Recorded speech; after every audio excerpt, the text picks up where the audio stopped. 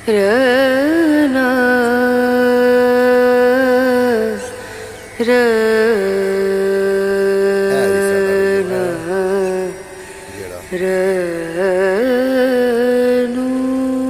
तू क्यों डावे मस्जिद मेरी मैं क्यों डावा मंदिर नू आजा दोवें रल के पढ़िए एक दूजे दे अंदर नू। अस्सलाम वालेकुम सज्जनों बेलियो मित्रों की हाल चाल है। मैं थोड़ा दोस्त मोहम्मद खिजर एक नवे विलॉग दे नाल थोड़ी खिदमत च हाज़िर हाँ। अज जी मैं विलॉग गल करनी है ना, मेरे उत्ते फतवे बड़े लगने ने। भला क्यों लगने फतवे? फतवे इस पर लगने सज्जनों कि मैं गल ही जी करनी। गुस्ताख रसूल कहाँ पैदा किते, गुस्ताख औलिया कहाँ पैदा किते, गुस्ताख औलिया किदू बने, गुस्ताख खुदा किदू बने हैं, ये गुस्ताख खुदा सिर किदू चेंदे। मैं गल करनी है, मेरे तो फतवे बहुत लगने ने जी। की ख्याल है थोड़ा, की दिल मनदा कि जेड़ा खुदा है जेड़ा अल्लाह है वो काबे च रहिंदा है, या जेड़ा अल्लाह है वो मस्जिद च रहिंदा है, या जेड़ा अल्लाह है वो बुत च रहिंदा है, या जेड़ा अल्लाह है वो मंदिर च रहिंदा है, गिरजे च रहिंदा है, कलीसे च रहिंदा है, के च रहिंदा है अल्लाह? अल्लाह काबे च कोई नहीं रहिंदा, ना ही अल्लाह मस्जिद च रहिंदा है, ना ही वो बुत च है, ना ही वो कलीसे च है। अल्लाह नहीं, अल्लाह पे आंदा भी मैं इन्हां शैवां च नहीं हाँ, अल्लाह खुद पे आंदा है। अल्लाह पे आंदा नाहनु अकरब मिन हबल वरीद, मैं बंदे दी शारक दे नज़दीक हाँ।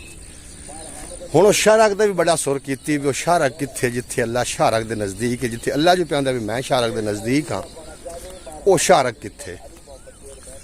वो शारक भाई मैनू तो अजे तक नहीं लभी। एक वली कोल पुछया भी वो शारक दा बाबा कोई दस। उस आखे पुत्र पहले दिल नू साफ कर, दिल दो शैवां ही नहीं, हिके शैतान है तो हिके रहमान है। जिस दिल दे विच शैतान दा डेरा है उत्थे मुड़ रहमान तो नहीं ना आ सकदा। तो मैं कहा बाबा मुड़ दस किवें शैतान नू करिए दूर? उस आखे जिक्र खुदा कर, जिक्र अल्लाह कर। तो बंदे बह गए जनाब, जिक्र अल्लाह अल्लाह करन बह गए। हुण एक बोतल जो गंदी होवे, गंदी बोतल होवे तो ओनू बंदा धोवे बाहरों, विचू वो गंदी है, उन्होंने बाहरों धोते उनके अंदर की जासी फर्क।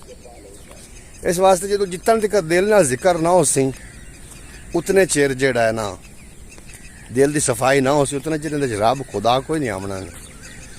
पंजाबी वसे बड़े तो जेड़ा मैं गल करूँगा सूब के गुस्ताख कहाँ पैदा किते, गुस्ताख वड्या वड्या मौलवियाँ पैदा किते।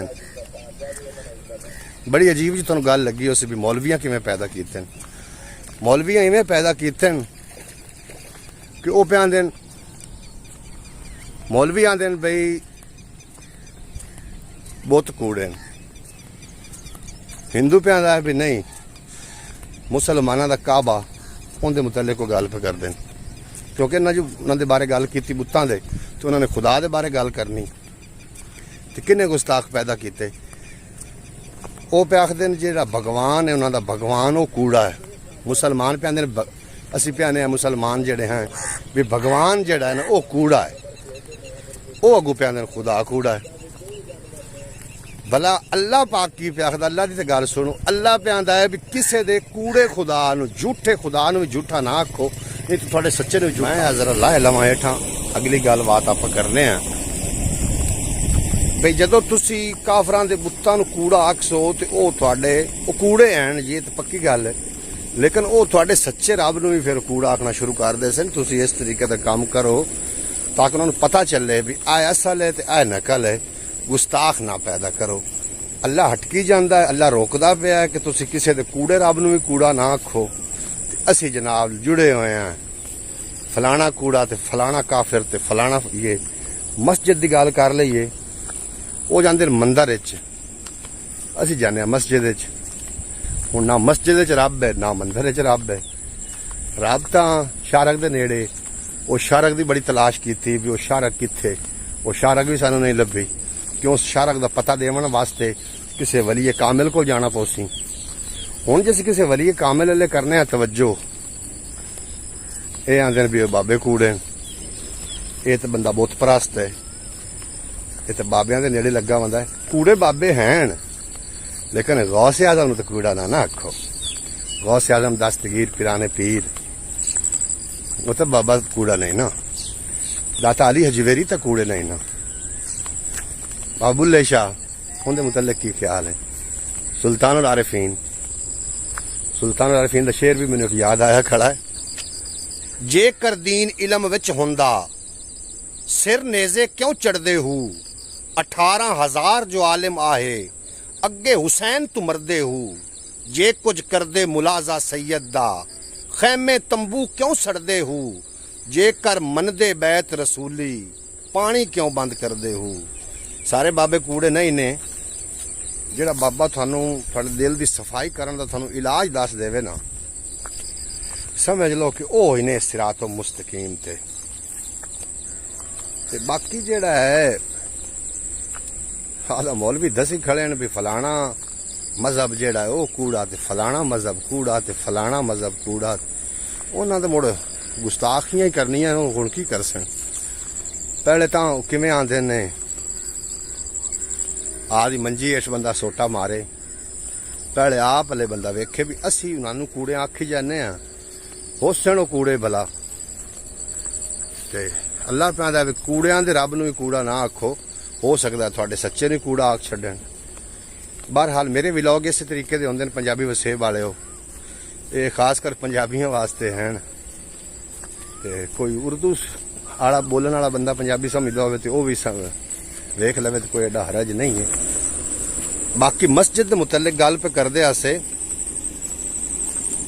जिस मस्जिद मुखलिस नमाजी या मुखलिस इमाम नहीं ना वो मस्जिद मुड़ मौलवी दी हट्टी हो सकती है।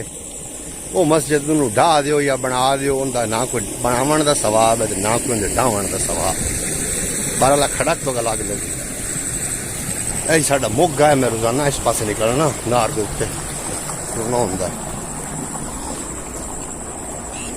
इत्थे शाकिर शुजा आबादी का एक मैनूं शेर भी याद आया खड़ा है कि पाकिस्तान दे वसदे पलीतियां को मुका डेवो मता जाए भी ये ना रखिया है ना ओकू वला डेवो। उत्ते इंसाफ दा परचम थले इंसाफ विकदा पिया है। एहो जी अदालत नूं बमाए अमले उड़ा देवो।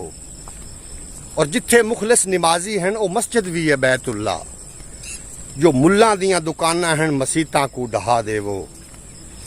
पढ़ो रहमान दा कलमा बनो शैतान दे चेले। मुनाफिक तू तो बेहतर है जो काफिर ना रखा देवो। मुनाफिक तू तो बेहतर है जो काफिर ना रखा देवो। जे सच आखण बगावत है बगावत नाम शाकिर दा। चढ़ा हो मेरा सिर नेजे मेरे खैमे जला देवो। ए पाकिस्तान दे वसदे पलीतियां को मुका देवो। इजाजत दो मिलते हैं किसी नवे भी लाओगे। थोड़ा तो मेरा रब रखा।